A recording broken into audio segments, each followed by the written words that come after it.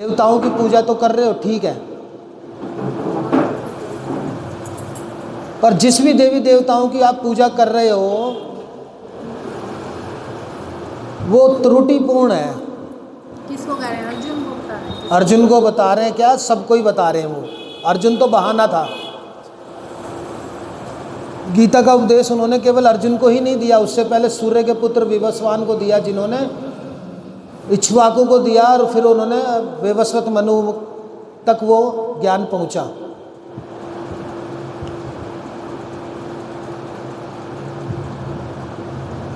अभी तो हम उनकी बात कर रहे हैं कि जिनकी आंखों से शहद गिरता है। यहाँ तो बात आ गई, कृष्ण भगवान कह रहे हैं कि देवी देवताओं की पूजा कर रहे तो वो त्रुटिपूर्ण है। जिस दिन ये समझ में आ जाएगा श्लोक, उस दिन समझ में आ जाएगा शिवलिंग।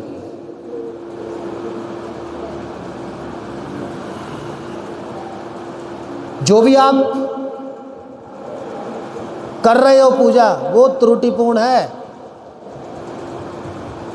मां कात्यायनी का मंदिर बराबर में है, जो बाबा नागपाल है, सत्य वाले रहे, जिन्होंने जीवन भर अपनी मां की आराधना करी, उसको छोटा मंदिर बोल दिया गया। क्या उन लोगों को पाप नहीं लगेगा? तुम कल के परसों के व्यापक करने के लिए बड़ा मंदिर बोलने लग गए, वो छोटा मंदिर हो गया। अपने आप को व्यापक करने के लिए, अपने आप का प्रसार बढ़ाने के लिए तुमने अपने को बड़ा कर दिया और उसको छोटा कर दिया। क्या छोटा मंदिर कहाँ है फिर? आपका बड़ा मंदिर है तो छोटा मंदिर कहाँ है फिर? और क्या ज्ञान की बातें दी आपने? खुशबू आ नहीं सकती कभी कागज के फूलों से, और सच्चाई छुप नहीं सकती कभी झूठे असूलों से।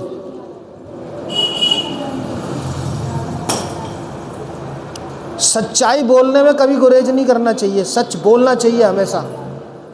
एक ना एक दिन आदमी स्वीकार करेगा। शिव का स्वरूप है, शिव के स्वरूप तुम नहीं हो। अगर तुम शिव के स्वरूप नहीं हो तो कोई भी शिव का स्वरूप नहीं है। फिर अहम ब्रह्मास्मि, अगर तुम ब्रह्म नहीं हो तो फिर कोई भी ब्रह्म नहीं है। तत्त्वमसि, जो तू है वही मैं हूं। अगर तुम वो नहीं हो तो फिर कोई भी नहीं है तत्त्वमसि। नहीं आई बात समझ में? अहम शिवोहम, इसका मतलब क्या है? शिव अहम, मैं शिव स्वरूप हूं। आ गई बात समझ में?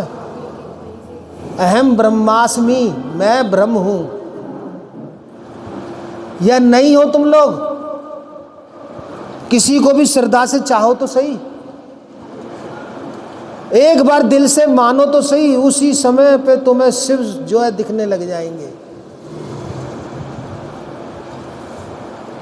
मेरे तो एक जन यहाँ पे आती है ऋतु, वो कह रही कि भाई गुरुजी मेरे को सपने में दिखलाई दिया। ये ऋतु के शब्द है कि आप कह रहे हो मैं कई जन्मों से आ रहा हूँ और शिवलिंग के बारे में समझा रहा हूँ। मैं उनको सपने में दिखलाई दे रहा हूँ कि आप जब भी आ रहे हो तो शिवलिंग के पिछले जन्मों से बताते आ रहे हो, ये मेरे को दिखाई दिया। ये ऋतु के शब्द हैं।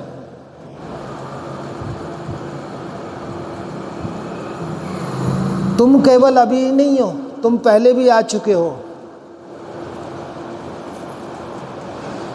और हो सकता है तुम्हारा, हमारा या तुम्हारे ही अपने ही भाई बंधों का आपस में रिश्ता कहीं ना कहीं किसी न किसी रूप में पत्नी पति बनी होगी, पति पत्नी बना होगा, या बेटा बना होगा, या पुत्र बना होगा, ये उससे रहा होगा नाता। वो अलग बात है कि राम जी आएंगे तो राम ही में आएंगे, कृष्ण जी आएंगे तो कृष्ण में ही आएंगे, क्योंकि वो प्रकृति को अधीन करके आएंगे। तुम प्रकृति की अधीनता में आओगे। फर्क समझ लो। राम जी भी आएंगे, आना पड़ेगा। कृष्ण जी भी आएंगे, आना पड़ेगा। पर वो आएंगे तो प्रकृति को अधीन करके आएंगे। उन्हें पता है कि आगे चल चल के क्या होने वाला है। वो अंतर्यामी है। तुम अंतर्यामी पार ब्रह्म परमेश्वर, तुम अंतर्यामी। उन्हें पता है कि कैसे कि हमें वानरों की हेल्प लेनी पड़ेगी, कैसे हमें लंका पे चढ़ाई करनी है।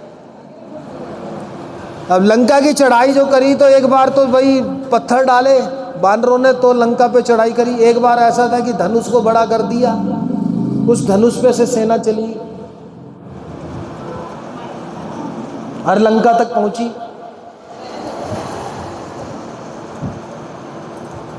मेरी बात समझ में आ रही है क्या? राम जी आएंगे, कृष्ण जी आएंगे तो वो अपने ही रूप में आएंगे। तुम आओगे तो जरूरी नहीं है तुम उसी ही रूप में आओ, उस रूप में भी आ सकते हो, पर ज्यादातर चांस है कि तुम कभी पशु बन रहे हो, कभी पक्षी बन रहे हो, कभी किसी का फ्रेंड बन रहे हो, कभी पत्नी का पति बन रहे हो, पति पत्नी बन रही है, या कोई पुत्र उनका वो और रिश्तेदार चाचा भांजा कुछ बन रहा है। इस हिसाब से आएंगे।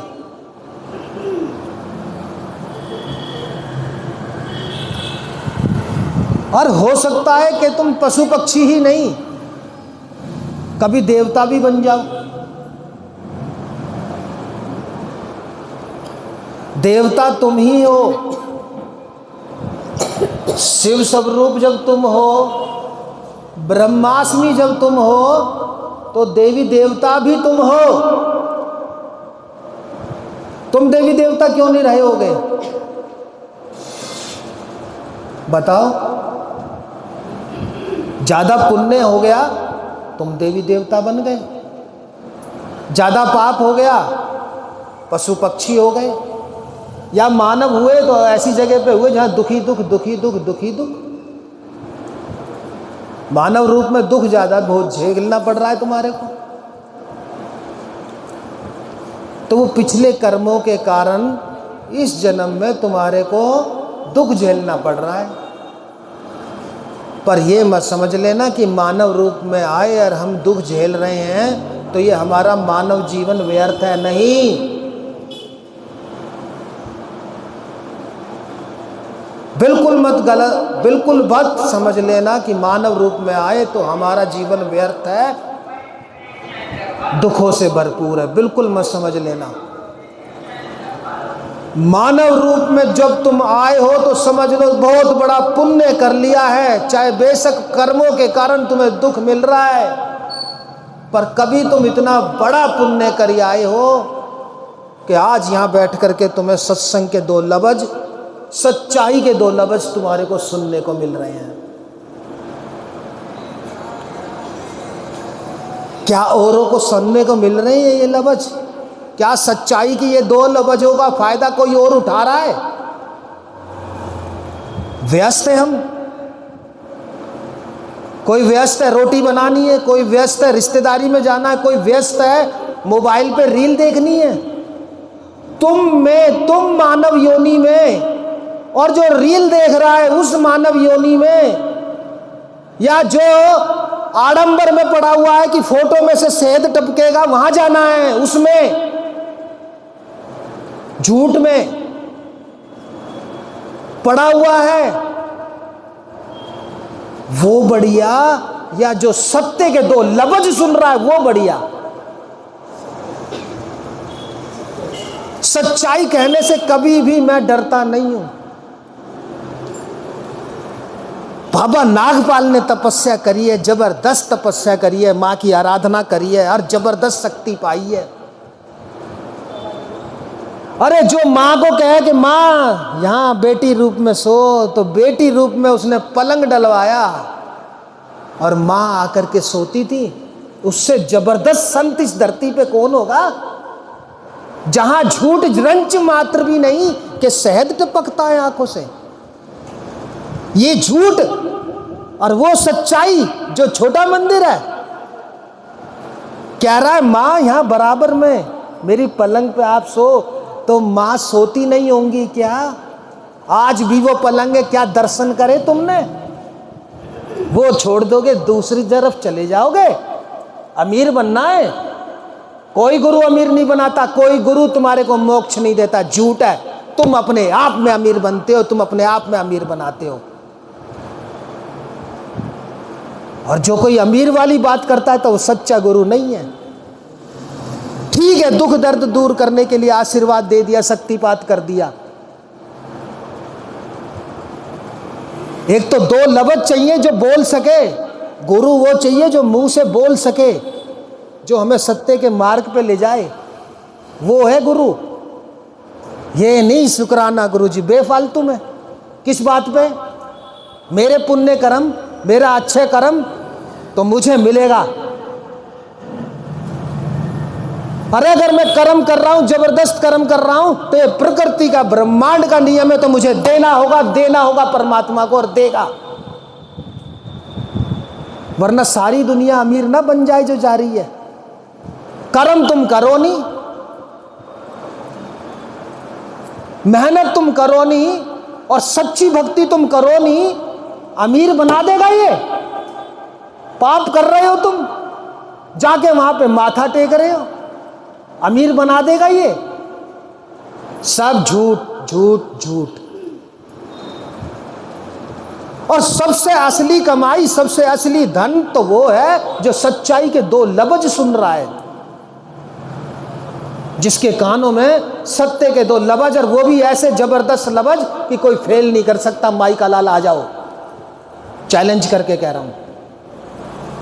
अगर मैं कह रहा हूं मानव योनि तुम लोगों को मिली है, चाहे बेशक जो दुख है तुम्हारे साथ, चाहे बेशक गरीबी है तुम्हारे साथ, चाहे बेशक बेटे का रिश्ता नहीं हो रहा है तुम्हारे यहाँ, फिर भी मैं ये कह रहा हूँ तुम्हारे को मानव योनि मिली है तो परमात्मा का शुक्र करो, उसका शुक्राना करो ना कि भगवान तूने हमें मानव योनि दे दी, कितना अच्छा करा। जो देवताओं को भी दुर्लभ है। हम अगर पशु पक्षी बने होंगे तो हम कभी देवता भी बने होंगे। कोई फर्क नहीं है पशु पक्षी की योनि की, कोई फर्क नहीं है। मानव योनि की तुलना पशु पक्षी से करें तो, मानव योनि की तुलना देवी देवता से करें तो कोई फर्क नहीं है। क्यों फर्क नहीं है? इसलिए फर्क नहीं है कि अगर उसके अंदर चेतना है 0.5% की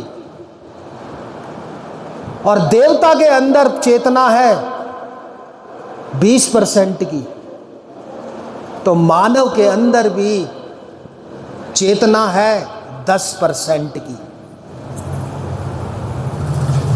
नहीं आई बात समझ में?